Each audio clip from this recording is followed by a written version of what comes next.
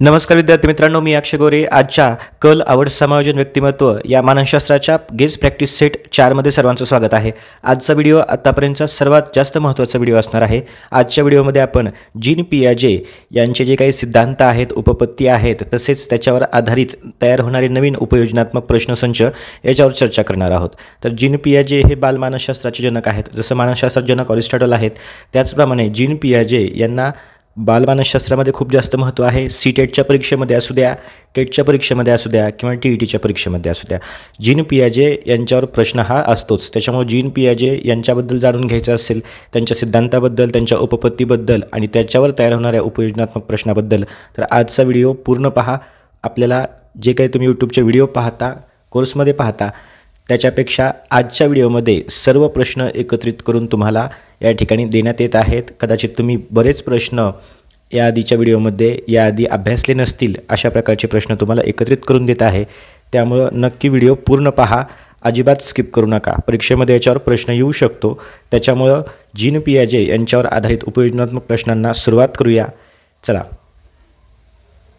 प्रश्न पहिला प्रश्न आणि त्याचं स्पष्टीकरण आपण पाहणार आहोत. ठीक आहे, पहा प्रश्न पहिला. पियाजेच्या ज्ञानात्मक विकासाच्या कोणत्या टप्प्यात मूल वस्तू अदृश्य झाल्यावरही त्याचे अस्तित्व जाणू शकते? तर पहा, यालाच काय म्हणतात? ऑब्जेक्ट परमनन्स असं म्हणतात. ठीक आहे, महत्त्वाचे प्रश्न आहेत. जीन पियाजेंच्या ज्ञानात्मक विकासाच्या कोणत्या टप्प्यात मूल वस्तू अदृश्य झाल्यावरही त्याचं अस्तित्व जाणू शकते? तर पहा, जीन पियाजे यांच्या अवस्था कोणकोणत्या आहेत? संवेदनात्मक कारक अवस्था, पूर्व क्रियात्मक अवस्था, मूर्त क्रियात्मक अवस्था आणि औपचारिक क्रियात्मक अवस्था. ठीक आहे, तर ह्या जे काय अवस्था आहेत त्यांचा कालावधी देखील आपल्याला माहिती असणं आवश्यक आहे.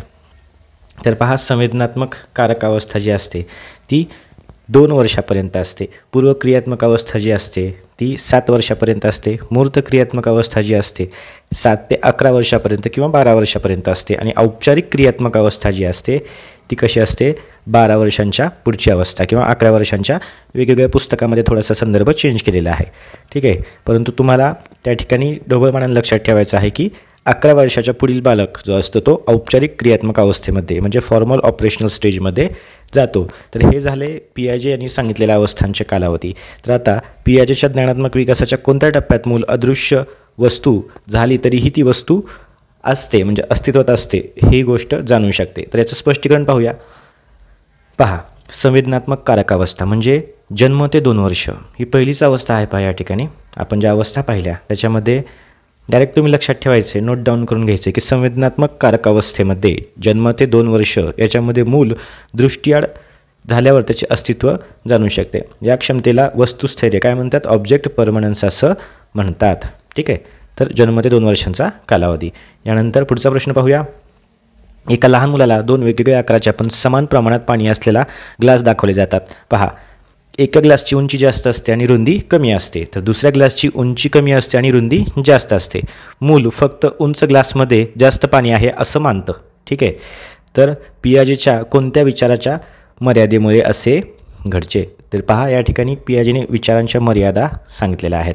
समजा आपण जर एखाद्या लहान बालकाला, ठीक आहे, समजा आपण 2 ग्लास दाखवले आणि एका ग्लासची समजा उंची जास्त आहे आणि रुंदी कमी आहे आणि दुसऱ्या ग्लासची उंची कमी आहे परंतु रुंदी जास्त आहे.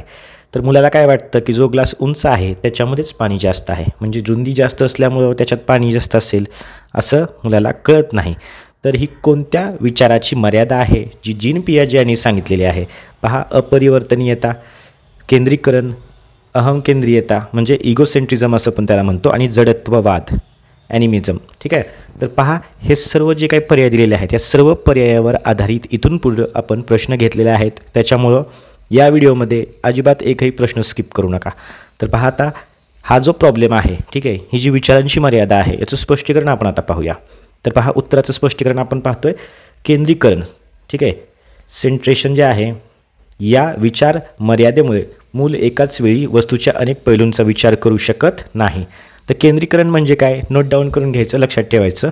तर पहा, सेंट्रेशन जे आहे ही आहे विचारांची मर्यादा, ज्याच्यामुळं मूल एका वेळी वस्तूच्या अनेक पैलूंचा विचार करू शकत नाही. मुलाने काय पाहिलं? फक्त ग्लासची उंची पाहिली. ठीक आहे, तरी रुंदी पाहिली का? नाही. ग्लास उंच आहे म्हणजे याच्यामध्ये जास्त पाणी आहे असं मुलाला लक्षात आलं. त्याने विचार नाही केला की दुसऱ्या ग्लासची रुंदी जास्त आहे. ठीक आहे.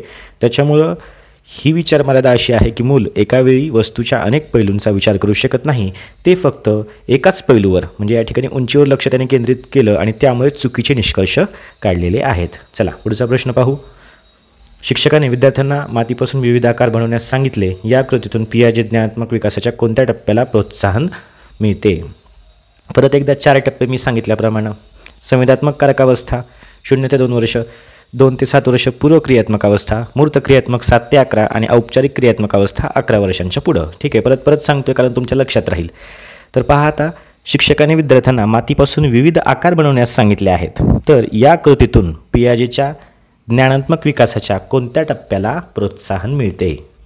तर पहा, पियाजे यांची कॉग्निटिव्ह डेव्हलपमेंट थेरी आहे. ठीक आहे, तर ती आपल्याला माहिती आहे बोधात्मक विकासाची थेरी. त्याच्यामधूनच हे सर्व प्रश्न तयार झालेले आहेत. तर आता आपण उत्तर आणि स्पष्टीकरण पाहूया. पहा, मूर्त क्रियात्मक अवस्था. तुम्ही म्हणाल सर बाकीच्या पर्यायांचं स्पष्टीकरण. तर या ठिकाणी पहा, सर्व पर्यायावर आधारित या ठिकाणी मी प्रश्न घेतलेले आहेत. त्याच्यामुळं या ठिकाणी जे उत्तर आहे त्याचं स्पष्टीकरण या ठिकाणी देतोय. ठीक आहे, म्हणजे तुम्हाला कन्फ्युजन होणार नाही. तर पहा आता, मूर्त क्रियात्मक अवस्थेमध्ये 7 ते 12 वर्षे मुले तार्किक विचार करण्यास आणि वस्तूंचा भौतिक गुणधर्मावर आधारित क्रिया करण्यास सक्षम होतात. असा जर प्रश्न विचारला, टेटची परीक्षा असू द्या, कोणतीही परीक्षा असू द्या, 7 ते 12 वर्षामध्ये पियाजेच्या सिद्धांतानुसार 7 ते 12 वर्षाची जी अवस्था आहे त्याला मूर्त क्रियात्मक अवस्था म्हणतात. आणि याच अवस्थेत मुलं तार्किक लॉजिकल थिंकिंग करायला सुरुवात करतात, तार्किक विचार करण्यास सुरुवात करतात आणि वस्तूंच्या भौतिक गुणधर्मावर आधारित क्रिया करण्यास सक्षम होतात. तर पहा, मातीपासून आकार बनवणे हे मूर्त विचार आणि कृतींना प्रोत्साहन देते. तर आपलं उत्तर काय असणार आहे? मूर्त क्रियात्मक अवस्था. परत एकदा प्रश्न पाहून घ्या जर तुम्हाला कन्फ्युजन होत असेल तर. शिक्षकाने विद्यार्थ्यांना मातीपासून विविध आकार बनवण्यास सांगितले. या कृतीतून पियाजेच्या ज्ञानात्मक विकासाच्या कोणत्या टप्प्याला प्रोत्साहन मिळतं? तर याचं उत्तर काय असणार आहे? पहा, 7 ते 12 वर्षांचा कालावधी. तर चला पुढचा प्रश्न पाहू आता. प्रश्न 4. किशोरवयीन मुलगा अमूर्त कल्पनावर आणि संभाव्यतेवर विचार करण्यास सक्षम आहे. पियाजेच्या कोणत्या टप्प्यात हा विकास दिसून येतो? पहा, संवेदनात्मक कारकावस्था आपण पाहिली. ठीक आहे, 0 ते 2 वर्ष. या अवस्थेमध्ये काय असतं? ऑब्जेक्ट परमनन्स असतं. मूर्त क्रियात्मक अवस्था 7 ते 11 वर्षाची अवस्था आहे. ठीक आहे, पूर्व क्रियात्मक अवस्थेबद्दल आपल्याला आणखीन जाणून घ्यायचं. पुढील प्रश्नामध्ये त्याचं त्या ठिकाणी एक्सप्लेनेशन भेटेल. मूर्त क्रियात्मक अवस्था कोणती असणार आहे? तर 7 ते 11 आणि औपचारिक क्रियात्मक अवस्था 11 वर्षाच्या पुढील अवस्था.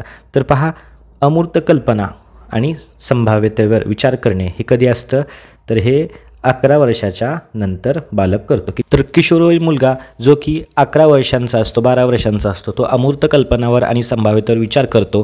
तर तो औपचारिक क्रियात्मक अवस्थेमध्ये असतो. ठीक आहे, हा विकास कोणत्या अवस्थेमध्ये दिसून येतो? जी की पियाजेने सांगितलेली अवस्था आहे. त्याचं उत्तर आहे औपचारिक क्रियात्मक अवस्थेमध्ये बालक हा 11 वर्षांच्या पुढील वयाचा असतो आणि तो अमूर्त विचार करतो. यानंतर पुढचा प्रश्न पाहू. पहा, स्पष्टीकरण या ठिकाणी आपण पाहिलेलं आहे. किशोरवयीन मुले व्यक्ती अमूर्त विचार, तार्किक अनुमान, संभाव्यता यांचा विचार करू शकतात. ठीक आहे, औपचारिक क्रियात्मक अवस्था म्हणजे 12 वर्षांपेक्षा मोठे, 11 किंवा 12 वर्ष या ठिकाणी तुम्ही कन्सिडर करू शकता.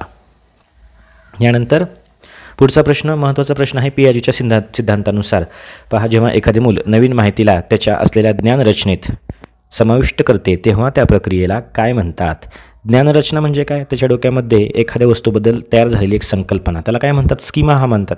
स्कीमा हा शब्द, याच्याबद्दल स्पष्टीकरण आपण पुढे पाहणार आहोत. स्कीमा म्हणजे काय हे याची व्याख्या तुम्ही व्यवस्थित समजावून घ्यायची आहे.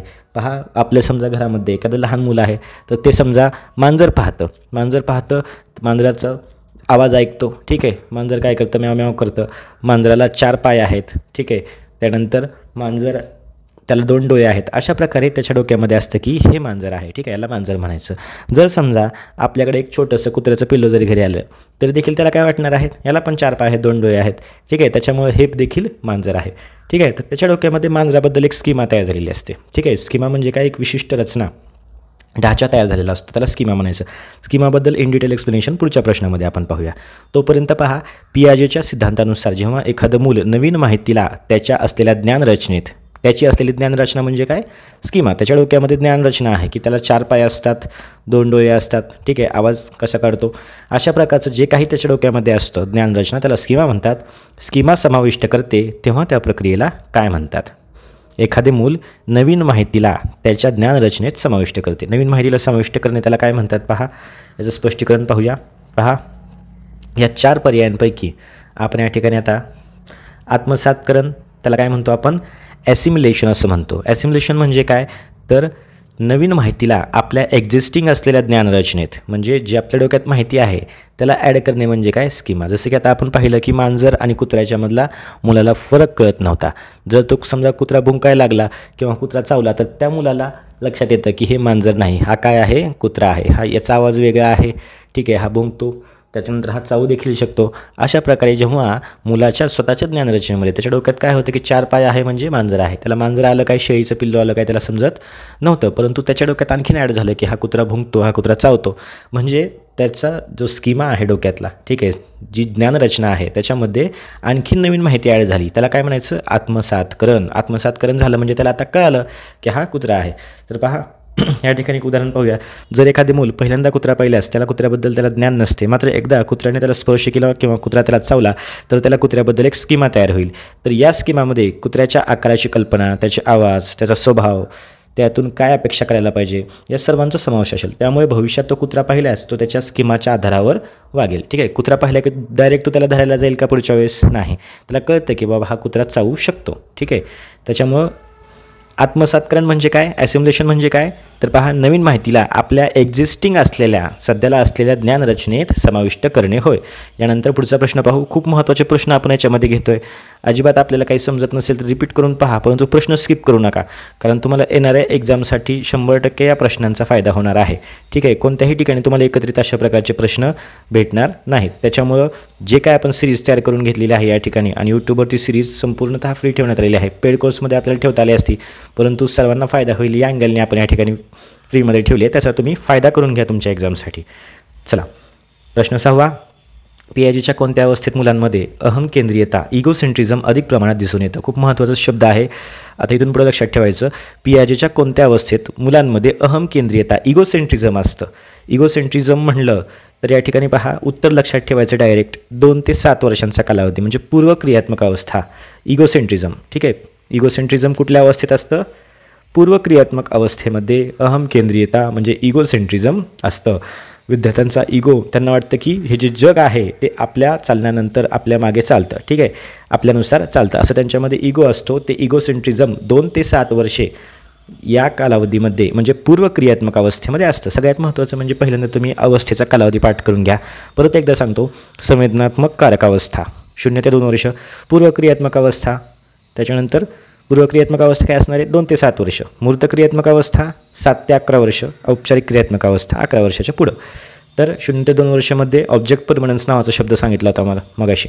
पूर्वक्रियात्मक अवस्था आत्ता आपण पाहिलेली आहे. पूर्वक्रियात्मक अवस्था पाहिली, त्याच्यामध्ये काय असतं, अहमकेंद्रीयता अधिक प्रमाणात असते 2 ते 7 वर्ष. 7 ते 11 वर्ष याच्यामध्ये मुलं काय करतात, तार्किक विचार करतात. मग अशी आपण पाहिलं होतं पहा, लॉजिकल थिंकिंग. आणि 11 वर्षाच्या पुढं काय करतात, अमूर्त विचार करतात. ही वैशिष्ट्ये लक्षात ठेवायची, याच्यावर रिपीट प्रश्न येतात. यानंतर पुढचा प्रश्न, शिक्षकांनी विद्यार्थ्यांना ऐतिहासिक घटना कालक्रमानुसार लावण्यास सांगितले. पीआयजीच्या कोणत्या विचार क्षमतेचा विकास यातून होतो. तर पहा, ऐतिहासिक घटना कालक्रमानुसार लावण्यास शिक्षकांनी सांगितलं. पीआयजीचा कोणता विचार क्षमतेचा विकास यातून होतो. वर्गीकरण होईल का, क्रमवार लावणे, सिरिएशन होईल का, तर या ठिकाणी सिरिएशन होणार आहे. क्रमवार लावणे म्हणजे सिरिएशन. पहा, तर पीआयजीने विचारक्षमता ज्या वेगवेगळ्या सांगितल्या त्याच्यामध्ये पहा, क्लासिफिकेशन वर्गीकरण येतं, वस्तुस्थैर्य येतं, ऑब्जेक्ट परमनन्स. ठीक आहे, प्रतिकात्मक विचार येतात. ठीक आहे, सिम्बॉलिक थॉट त्याला आपण असं म्हणतो. परंतु या ठिकाणी शिक्षकांनी काय सांगितलेलं आहे, ऐतिहासिक घटना कालक्रमानुसार लावणे. त्याचं उत्तर आहे क्रमावर लावणे, सिरिएशन उत्तर आहे. तर पहा, क्रमावर लावणे सिरिएशन म्हणजे वस्तूंना त्यांच्या आकार, वजन किंवा इतर गुणधर्मानुसार विशिष्ट क्रमाने लावण्याची क्षमता होय. ऐतिहासिक घटना कालक्रमानुसार लावणे याच क्षमतेचा विकास करते. या सर्व पीआयजीने सांगितलेल्या विचार प्रक्रिया आहेत. पीआयजीच्या सिद्धांतानुसार खालीलपैकी कोणते घटक ज्ञानात्मक विकासावर परिणाम करतात. ज्ञानात्मक विकासावर परिणाम करणारे घटक जे की पीआयजीने सांगितलेले आहेत. पहा, या ठिकाणी केवळ जैविक परिपक्वता, केवळ सामाजिक अंतरक्रिया, जैविक, सामाजिक अंतरक्रिया आणि अनुभव. याचं उत्तर असणार आहे, डायरेक्ट बरोबर उत्तर सांगतो. ठीक आहे, या ठिकाणी हे उत्तरं नसणार आहेत. ड आहे केवळ भाषा विकास. तर योग्य उत्तर लक्षात ठेवा, पीआयजीच्या सिद्धांतानुसार कोणते घटक ज्ञानात्मक विकासावर परिणाम करतात, जैविक परिपक्वता, सामाजिक अंतरक्रिया आणि अनुभव. यानंतर पुढचा प्रश्न पाहू.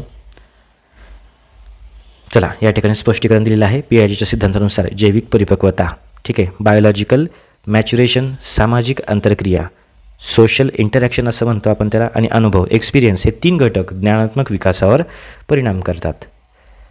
यानंतर लहान मुले अनेकदा निर्जीव वस्तूंना सजीव समजतात. खूप महत्त्वाचा प्रश्न आहे, लक्ष द्या. जसे की त्यांच्या खेळण्यांशी बोलणे किंवा त्यांना दुखणे. तर पियाजेच्या कोणत्या विचार वैशिष्ट्यामुळं या गोष्टी घडतात? तर पहा, निर्जीव वस्तूंना सजीव समजून बोलणे, त्यांच्याशी खेळणे हे लहान मुलांचं वैशिष्ट्य असतं. तर पहा, पियाजेच्या कोणत्या विचार वैशिष्ट्यांचं हे उदाहरण आहे? तर पहा, जडत्ववाद आपण त्याला म्हणतो, ॲनिमिझम. जडत्ववाद म्हणजे काय? लक्षात ठेवा, पर्याय परत घेतो आहे. या पर्यायावर आधारित परत प्रश्न या ठिकाणी घेत आहोत आपण. ठीक आहे, त्याच्यामुळे मी या ठिकाणी 4 पर्यायांचं स्पष्टीकरण काय करत नाही, कारण पुढे त्याच्यावर एक प्रश्न आहे. आता जडत्ववाद या पर्यायावर या ठिकाणी प्रश्न आहे. जडत्ववाद म्हणजे काय? तर निर्जीव वस्तूंना सजीव गुणधर्म आणि भावना आहेत असे मानणे लहान मुले पूर्वक्रियात्मक अवस्थेत, लक्षात ठेवा, पूर्वक्रियात्मक अवस्था, पहिली अवस्था, 0 ते 2 वर्षांची अवस्था, या अवस्थेमध्ये अनेकदा असे करतात. ठीक आहे, आपण 10 वर्षांचं 12 वर्षांचं झालं की खेळण्यांना बोलत बसत नाही, तर पूर्वक्रियात्मक अवस्थेतच या ठिकाणी बोलतो, 0 ते 2 वर्ष. जडत्ववादाबद्दल माहिती घेतली. चला आता, पियाजेच्या कोणत्या अवस्थेत मुले वस्तू आणि घटनांचे मानसिक प्रतिनिधित्व, मेंटल रिप्रेझेंटेशन करण्यास सुरुवात करतात आणि प्रतिकात्मक खेळ, सिम्बॉलिक प्ले खेळतात? तर पहा, कोणत्या अवस्थेचं हे वैशिष्ट्य आहे? डायरेक्ट आपण या ठिकाणी उत्तर पाहूया. पहा, 2 शब्द लक्षात ठेवा, मानसिक प्रतिनिधित्व आणि प्रतिकात्मक खेळ कोणत्या अवस्थेत मुलं खेळतात? पूर्वक्रियात्मक अवस्था. तर पहा, अवस्था जी आहे 2 ते 7 वर्षांची अवस्था आहे. याच्यामध्ये 2 शब्द लक्षात ठेवायचे. वहीमध्ये लिहून घ्यायचं असेल तर लिहायचं पूर्वक्रियात्मक अवस्था 2 ते 7 वर्ष, आणि 2 शब्द लिहायचे. कोणते शब्द लिहायचे? प्रतिकात्मक खेळ आणि मानसिक प्रतिनिधित्व. घटनांचे मानसिक प्रतिनिधित्व आणि प्रतिकात्मक खेळ. पियाजेची कोणती अवस्था? पियाजेची अवस्था असणार आहे 2 ते 7 वर्षांची पूर्वक्रियात्मक अवस्था. यानंतर चला पुढचा प्रश्न पाहू. तर आता वायगॉत्स्की जो आहे, पियाजे, वायगॉत्स्की, कोहलबर्ग या तिघांवर आधारित भरपूर मानसशास्त्र, बालमानसशास्त्र त्यांचं योगदान आहे. तर वायगॉत्स्कीचा आधार देणे स्कॅफोल्डिंग या तंत्राचा शिक्षकाने खालीलपैकी कोणती कृती करणे अपेक्षित आहे? स्कॅफोल्डिंग हा शब्द पहा, नवीन राष्ट्रीय शैक्षणिक धोरणामध्ये सुद्धा आत्ताच्या स्कॅफोल्डिंग हा शब्द आलेला आहे. आम्ही शिक्षकांनी आत्ता जी क्षमतावर्धीची ट्रेनिंग घेतलेली आहे, त्या ट्रेनिंगमध्ये देखील स्कॅफोल्डिंग या शब्दाचा उल्लेख होता. आम्ही त्या ठिकाणी जिल्ह्याच्या ठिकाणी ट्रेनिंग घेतली आणि तालुक्याला त्या ठिकाणी ट्रेनिंग देण्यास होतो. तर त्या ठिकाणी स्कॅफोल्डिंग या शब्दाचा अर्थ विचारल्यानंतर बऱ्याच जणांना त्या ठिकाणी त्याचा आन्सर करता आलं नाही, परंतु सर्वांना त्याचा अर्थ माहिती होता. स्कॅफोल्डिंग म्हणजे काय? तर आधार देणे. तर पहा, या ठिकाणी शिक्षकाने खालीलपैकी कोणती कृती करणे अपेक्षित आहे असं विचारलेलं आहे. तर स्कॅफोल्डिंग म्हणजे काय आहे? शिक्षकांनी नवीन राष्ट्रीय शैक्षणिक धोरणात शिक्षकांना काय करणं अपेक्षित आहे? मुलांना कंटिन्यू आधार देणं अपेक्षित आहे का? नाही, त्यांना तात्पुरता आधार देणं. ठीक आहे, टेम्पररी सपोर्ट. स्कॅफोल्डिंग या शब्दाचा अर्थ समजून घ्या, टेम्पररी सपोर्ट. पहा, एखादी नवीन बिल्डिंग बनते तर त्या बिल्डिंगला आपण त्या ठिकाणी लाकडांचा आधार दिलेला असतो बघा, काठ्यांचा आधार असतो. त्या काठ्या कधीपर्यंत असतात? जोपर्यंत जो काही बिल्डिंग आहे ती मजबूत बनत नाही, त्याच्यानंतर आपण त्या काठ्या जे काय असतात ते काढून घेतो, बरोबर, कायमचं ठेवतो का? तर त्याला काय म्हणतात? स्कॅफोल्डिंग असं म्हणतात. यानंतर पहा, सायकल चालवायला शिकत असताना आपल्याला कोणतरी मागून कॅरेजला धरून आपल्याला शिकवत असतं. तर कधीपर्यंत शिकतं? जोपर्यंत आपल्याला चांगल्या प्रकारे सायकल चालवायला येते तोपर्यंत त्या ठिकाणी कॅरेजला कोणतरी धरून असतं. एकदा जर ते कॅरेज सोडलं त्याच्यानंतर आपण स्वतः सायकल चालवू शकतो. म्हणजे हा टेम्पररी सपोर्ट, याला काय म्हणतात? स्कॅफोल्डिंग असं म्हणतात. आता तुमच्या लक्षात आलेलं असणार आहे स्कॅफोल्डिंग म्हणजे काय आहे. तसंच शिक्षकांनी करायचं आहे असं नवीन राष्ट्रीय शैक्षणिक धोरणात सांगण्यात आलेलं आहे की तुम्ही विद्यार्थ्यांना टेम्पररी सपोर्ट द्या, कायमचा सपोर्ट देऊ नका. विद्यार्थ्यांना त्यांच्या आवडीनुसार, क्षमतेनुसार शिकू द्या. ठीक आहे, शिक्षकांनी सुलभकाचं काम करायचं आहे, टेम्पररी सपोर्ट देण्याचं काम करायचं आहे असं शैक्षणिक धोरणाला अपेक्षित आहे. तर पहा, या पर्यायामध्ये विद्यार्थ्यांना सर्व समस्या स्वतः सोडवणे. पहा, विद्यार्थ्यांसाठी सर्व समस्या स्वतः सोडवणे हे बरोबर आहे का शिक्षकांनी करणं? तर चुकीचं आहे. विद्यार्थ्यांना सोडवायला लावायचं आहे. ठीक आहे, आपण सोडवायचे नाहीत. विद्यार्थ्यांना कोणतीही मदत न करता एकटेच काम करण्यास सांगणे, कोणतीही मदत करायची नाही हे देखील चुकीचे. एक तर स्वतः सोडवणे शिक्षकांनी चुकीचं आहे, कोणतीही मदत न करणे चुकीचे. थोडी मदत करायची. पहा, आहे विद्यार्थ्यांना सध्याच्या त्यांच्या क्षमतेनुसार, आवश्यकतेनुसार मार्गदर्शन आणि मदत पुरवणे. क्षमतेनुसार आणि आवश्यकतेनुसार. पहा, जेवढी गरज आहे तेवढंच त्या ठिकाणी मार्गदर्शन आणि आधार देणे, याचा अर्थ आहे स्कॅफोल्डिंग ही कृती शिक्षकांकडून अपेक्षित आहे. याचं उत्तर काय असणार आहे? क असणार आहे. ड देखील उत्तर येणार नाही हे आपल्याला माहिती आहे. चला पुढचा प्रश्न पाहू. स्कॅफोल्डिंगचा अर्थ परत एकदा या ठिकाणी पहा, आधार देणे म्हणजे स्कॅफोल्डिंग. यामध्ये शिक्षक विद्यार्थ्यांचा सध्याच्या क्षमतेनुसार, करंट ज्या ॲबिलिटी आहेत त्यांना आवश्यकतेनुसार गायडन्स करतात, सपोर्ट पुरवतात, जेणेकरून ते स्वतःहून समस्या सोडवायला शिकू शकतील. ठीक आहे, टेम्पररी सपोर्ट फक्त करायचं विद्यार्थ्यांना. पुढचा प्रश्न, एका शिक्षकाने विद्यार्थ्यांना विविध प्रकारच्या वस्तू दिल्या आणि त्यांना त्यांच्या गुणधर्मानुसार गट पाडण्यास सांगितले. पियाजेच्या कोणत्या मानसिक क्षमतेचा विकास यातून होतो? आता पियाजेबद्दल प्रश्न चालू आहेत. त्याच्यामध्ये बघा, विविध प्रकारच्या वस्तू दिल्या आणि त्यांना त्यांच्या गुणधर्मानुसार गट पाडण्यास सांगितले. गट पाडणे एवढाच शब्द लक्षात ठेवा आणि उत्तर या ठिकाणी जाणून घ्या. पहा, वर्गीकरण, क्लासिफिकेशन असं म्हणतात. गट पाडणे म्हणजे काय? क्लासिफिकेशन. एवढंच लक्षात ठेवायचं. म्हणजे वस्तूंच्या समान गुणधर्मावर आधारित त्यांचे गट तयार करण्याची क्षमता होय. ही क्षमता पियाजेच्या मूर्त क्रियात्मक अवस्थेत, बघा, कॉन्क्रीट ऑपरेशनल स्टेज, मूर्त क्रियात्मक अवस्था, या अवस्थेमध्ये विकसित होते. यानंतर पुढचा प्रश्न, लहान मुलगा सूर्य माझ्या मागे मागे चालतो असे मानतो. पियाजेच्या कोणत्या विचार मर्यादेमुळे तो तसे मानतो? तर मग अशीच आपण सांगितलं होतं अहम केंद्रीयता, इगोसेंट्रिझम. लहान मुलाला काय वाटतं की हे सर्व जग माझ्या मनानुसार चालू आहे. ठीक आहे, मी जसं चालतोय माझ्या मागं सूर्य चालतोय, बरोबर. अहम केंद्रीयता, इगोसेंट्रिझम 2 ते 7 वर्षांच्या कालावधीमध्ये असते. दुसरी अवस्था पियाजेची, लक्षात ठेवायचं. 0 ते 2 मध्ये ऑब्जेक्ट परमनन्स, 2 ते 7 वर्षामध्ये अहम केंद्रीयता म्हणजे इगोसेंट्रिझम. हा शब्द लक्षात ठेवा, परीक्षेत विचारला जाईल. तर पहा, अहम केंद्रीयता म्हणजेच इगोसेंट्रिझम म्हणजे दुसऱ्याच्या दृष्टिकोनातून जगाकडे पाहण्यास असमर्थता आहे. मुलाला वाटते की जसे त्याला दिसते तसेच सगळ्यांना दिसते आणि जसा तो विचार करतो तसेच सगळे विचार करतात. ठीक आहे, चला प्रश्न 14 पाहूया. पियाजेच्या सिद्धांतानुसार जेव्हा एखादे मूल त्याच्या एक्झिस्टिंग असलेल्या ज्ञानरचनेत स्कीमामध्ये बदल करतं किंवा नवीन रचना तयार करतं तेव्हा त्या प्रक्रियेला काय म्हणतात? तर पहा, बदल करणं किंवा नवीन रचना तयार करणं याला काय म्हणतात? तर पहा, या ठिकाणी याचं उत्तर असणार आहे, लक्षात ठेवा, समायोजन, ॲकॉमोडेशन असं आपण त्याला म्हणू शकतो. ॲकॉमोडेशन म्हणजे काय? जेव्हा एखादं मूल त्याच्या एक्झिस्टिंग असलेलं जे ज्ञान आहे, स्कीमा आहे, त्याच्यामध्ये बदल करणे आणि त्याच्यात नवीन ज्ञानाची रचना करणे, याला काय म्हणतात? समायोजन, ॲकॉमोडेशन असं म्हणतात. तर ठीक आहे, समायोजन म्हणजे काय? तर नवीन अनुभवामुळे आपल्या एक्झिस्टिंग असलेल्या ज्ञानरचनेत बदल करणे किंवा नवीन ज्ञानरचना तयार करणे होय. यानंतर पुढचा प्रश्न पाहूया. पहा, प्रश्न 15. शिक्षकाने विद्यार्थ्यांना पाणी एका भांड्यातून दुसऱ्या भांड्यात ओतून दाखवले. दोन्ही भांड्यांचा आकार वेगळा असला तरी पाण्याचे प्रमाण सारखेच आहे हे मुलांना समजलं. ठीक आहे, दोन्ही भांड्यांचा आकार वेगळा आहे तरी देखील पाणी सारखंच आहे हे मुलांना समजलं. पियाजेच्या कोणत्या विचारक्षमतेचा विकास मुलामध्ये झालेला आहे असं आपल्याला म्हणता येईल? पहा, प्रश्न नीट समजावून घ्या. शिक्षकांनी विद्यार्थ्यांना पाणी एका भांड्यातून दुसऱ्या भांड्यात ओतून दाखवलं. पहा, दोन्ही भांड्यांचा आकार वेगळा होता परंतु पाणी तेवढंच होतं, पाण्याचं प्रमाण सारखंच आहे हे मुलांना समजलेलं आहे. भांड्यांचा आकार लहान मोठा जरी असला तरी देखील पाणी सेमच आहे हे मुलांना समजून जातं. तर पियाजेच्या कोणत्या विचारक्षमतेचा विकास मुलांमध्ये झाला असं म्हणता येईल? तर याचं स्पष्टीकरण पाहूया. पहा, संधारण या ठिकाणी ऑप्शन 3 आहे. क, संधारण, कॉन्झर्वेशन म्हणजे काय? तर वस्तूचा आकार किंवा स्वरूप बदललं तरी त्याचे प्रमाण तेवढेच राहते असे समजून घेणे, ही क्षमता डेव्हलप झाली. म्हणजे काय झालं म्हणायचं या ठिकाणी? तर विद्यार्थ्यामध्ये पियाजेची संधारण ही विचारक्षमता डेव्हलप झालेली आहे. तर ही क्षमता मूर्त क्रियात्मक अवस्थेमध्ये विकसित होते. मूर्त क्रियात्मक अवस्थेमध्ये विकसित होते. तर पहा, वस्तुस्थैर्य म्हणजे काय? ऑब्जेक्ट परमनन्स आहे. याच्यावर आपण याआधी प्रश्न पाहिलेला आहे. क्रमवार लावणे मगाशीच आपण पाहिलेलं आहे, ऐतिहासिक घटनाक्रम क्रमवार लावणे. यानंतर संधारण म्हणजे काय? तर याचं उदाहरण आता आपण पाहिलं की शिक्षकांनी विद्यार्थ्यांना पाणी एका भांड्यातून दुसऱ्या भांड्यात ओतून दाखवलं तरी देखील विद्यार्थ्यांना कळालं की सरांनी लहान मोठ्या भांड्यामध्ये पाणी ओतले परंतु पाण्याचा जे प्रमाण आहे ते सेमच आहे. याला काय म्हणायचं? संधारण. ठीक आहे, यानंतर चला पुढचा प्रश्न पाहूया. पियाजेच्या कोणत्या अवस्थेत मुले भूतकाळ, भविष्यकाळ आणि काल्पनिक परिस्थितीबद्दल विचार करण्यास सक्षम होतात? तर पहा, पियाजेची कोणती अवस्था असणार आहे? ही संवेदनात्मक कारक अवस्था असणार आहे का? 0-2 वर्ष? नाही. पूर्वक्रियात्मक अवस्था 2 ते 7 वर्ष. त्या वयामध्ये मुलं इगोसेंट्रिझममध्ये असतात, अहम केंद्रित असतात. मूर्त क्रियात्मक अवस्था 7 ते 11 वर्ष. त्या वयामध्ये मुलं तार्किक विचार करतात.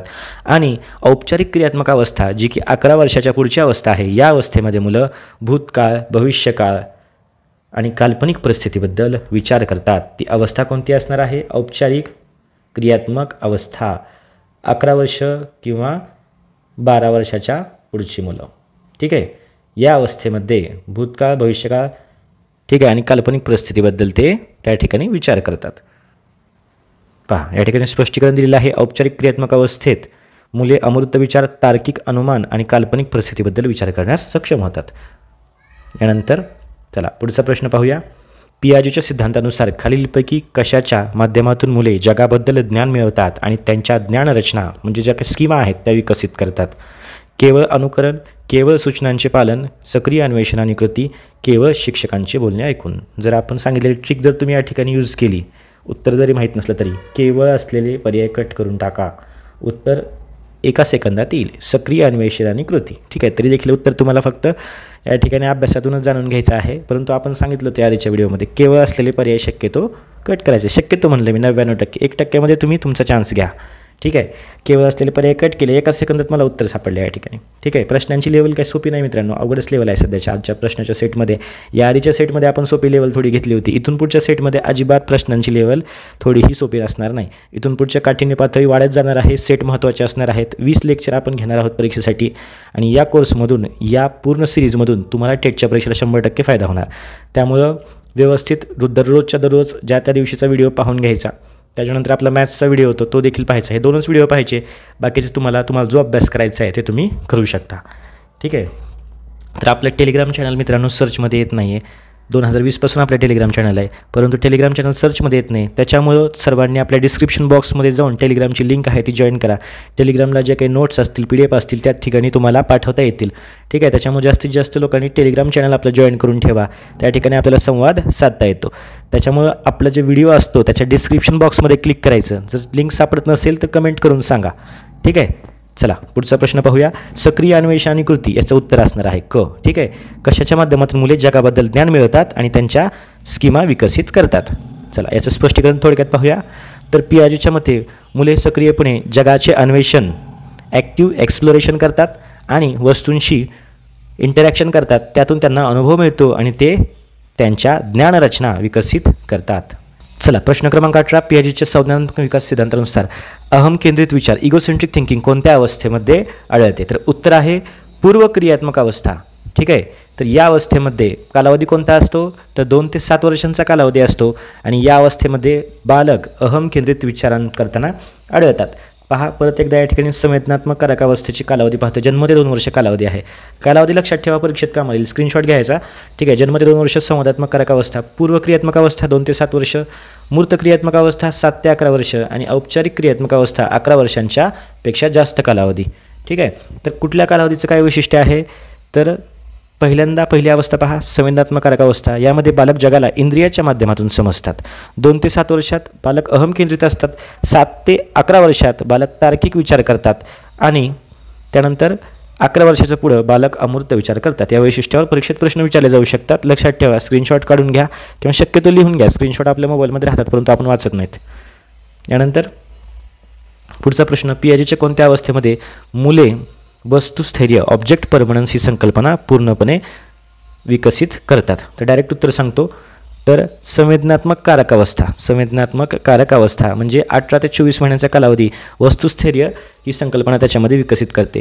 तर याचा अर्थ असा असतो की त्यांना समजते की वस्तू दृष्टीआड झाली तरी देखील ती अस्तित्वामध्ये असते. याचं उत्तर काय असणार आहे? संवेदनात्मक कारकावस्था. 0 ते 2 वर्षांचा कालावधी आपण या ठिकाणी सांगितलेला होता, 24 महिन्यापर्यंतचा. यानंतर पुढचा प्रश्न. एका विद्यार्थ्याला सतत भीती वाटते की त्याचे मित्र त्याची खिल्ली उडवतील, त्यामुळे तो शाळेत जाण्यास टाळाटाळ करतो. हे कशाचे लक्षण असू शकते? अध्ययन अक्षमता असू शकतात का? तर नाही. अध्ययन अक्षमता आपण सर्व पुढील प्रश्नामध्ये पाहणार आहोत. ठीक आहे, या आधीच्या व्हिडिओमध्ये देखील पाहिलेले आहेत, परत एकदा पाहूया. परंतु पहा, अध्ययन अक्षमता असणार आहे का? नाही. लक्ष केंद्रित करण्यास अडचण असणार आहे का? हे अभ्यासामध्ये घडू शकतं, हे देखील नाही. चला एक एक पर्याय एलिमिनेट करू. अध्ययन अक्षमता आपल्याला माहिती आहे, डिस्लेक्सिया, डिस्ग्राफिया आहे, डिस्कॅल्क्युलिया आहे, त्या अध्ययन अक्षमता आहेत. यानंतर लक्ष केंद्रित करण्यामध्ये अडचण या अभ्यासामध्ये येऊ शकतात, हे देखील पर्याय नाही. सामाजिक चिंता विकार हेचं उत्तर असणार. सोशल एन्झायटी डिसऑर्डर ह्याला काय म्हणतात? पहा, सोशल एन्झायटी डिसऑर्डर ह्याच्याबद्दल माहिती घेऊया आपण आता. पहा, यामध्ये व्यक्तीला सामाजिक परिस्थितीत तीव्र भीती आणि अस्वस्थता येते, ज्यामुळे ती सामाजिक संवाद टाळण्याचा प्रयत्न करते. याला काय म्हणायचं? सोशल एन्झायटी डिसऑर्डर असं म्हणायचं. यानंतर महत्त्वाचा प्रश्न घेऊया, सर्व स्पष्टीकरण आपण याच्यामध्ये पाहू. अध्ययन अक्षमता यापैकी खालीलपैकी कोणता प्रकार अध्ययन अक्षमतेचा नाही असं या ठिकाणी विचारलेलं आहे. तर या ठिकाणी डिस्लेक्सिया, डिस्ग्राफिया, डिस्कॅल्क्युलिया आणि ADHD. तर पहा, या आधीच्या व्हिडिओमध्ये देखील याचं स्पष्टीकरण घेतलं. परत एकदा घेऊया, जास्त वेळ लागत नाही परंतु तुमचं विसरणार नाही. डिस्लेक्सिया अध्ययन अक्षमता आहे, डिस्ग्राफिया अध्ययन अक्षमता आहे, डिस्कॅल्क्युलिया अध्ययन अक्षमता आहे.